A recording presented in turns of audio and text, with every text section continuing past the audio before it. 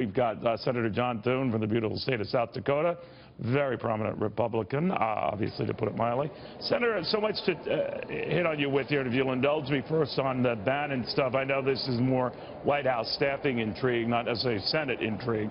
What do you make of it and what the White House could be telegraphing going forward?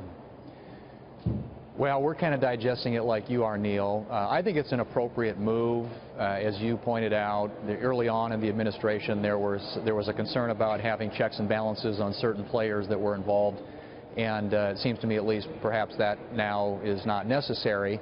I do think that in every White House you have this tension and sort of push and pull when it comes to where the power is and who has the presidency here. And I think part of it comes down to you got to have people around you who you're comfortable with and trust, but you also have to have the people around you who have the depth and the experience and the knowledge that can give you good advice, and so trying to figure out how to couple those and get the best possible decisions is the challenge I think every White House faces, and it seems like that's something that this White House is going through as well. I don't know how you deal with that on your own Senate staff. I'm sure they're all clawing for your attention and love, Senator, but I mean, you're going to tick off somebody, right? So there will be people here who will interpret this. Why am I reporting or being second-guessed by this kid, Jared Kushner? I don't mean to disparage him. I'm just saying if you're a seasoned military guy or have vast military experience and you're seeing that the pecking order things, you're going to be a little annoyed, right? I think that you definitely, Neil, you don't want people who are going to be rubber stamps. You don't want to have a lot of yes people around you. You want people that are going to give you dissenting opinions and not me, Senator. Advice. I love to be surrounded by yes people who never argue with anything that I say. Well, you're always right, Neil. Yeah, so, there we go. Your own instincts are good. There we go. Right. Let me ask you, sir, while I have you, and thank you for indulging my rather offbeat humor, but the one thing I've wondered is how you're interpreting what's going on in the House right now to rework a health care proposal. When I talked to your colleague, Senator Capito from West Virginia, she was telling me, let's just proceed with the tax cut thing and maybe save this, I'm paraphrasing, this health care fight for another day. How do you feel about that? Because they really are hell-bent on making sure they get it right this time and then proceed with the tax thing. What do you think?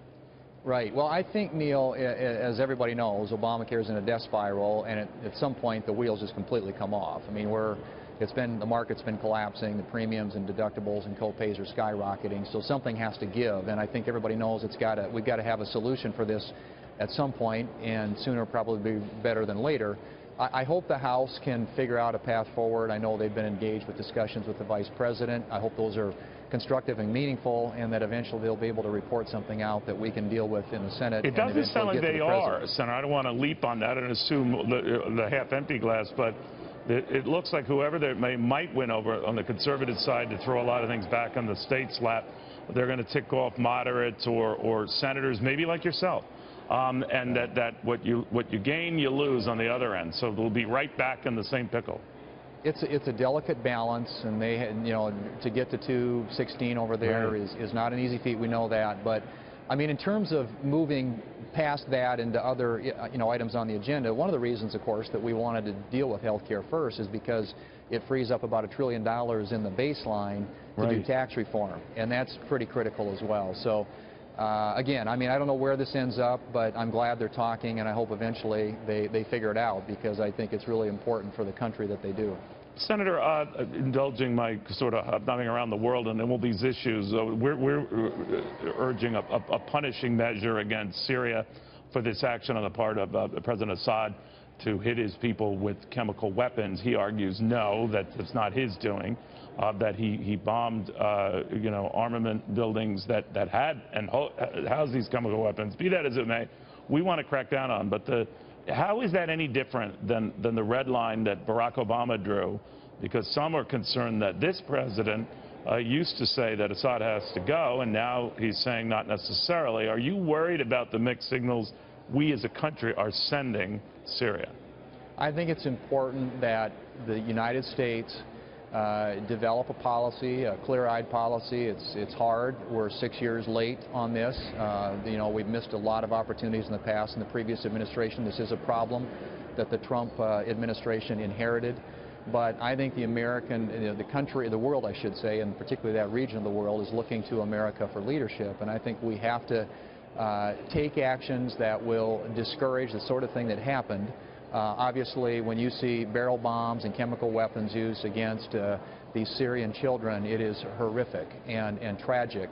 And I hope that there is an international response, but the United States has got to be a part of leading that. And I don't think we can mess around and say that, you know, we're going to be agnostic to what's happening there. We have to try and promote a good humanitarian outcome, a good political outcome that's important to peace and stability in that region, which also affects directly our national security interests. So I think, you know, the American policy ought to be that Assad needs to go. And, you know, whether that's now or at some point in the sequence of events into the future, I think it's clear that anybody who would do this to his own people is not fit to hold power. And I hope that the administration will take that kind of a stand. Senator John Thune, thank you, sir. Very good catching up with you. Thanks, Neil. You too.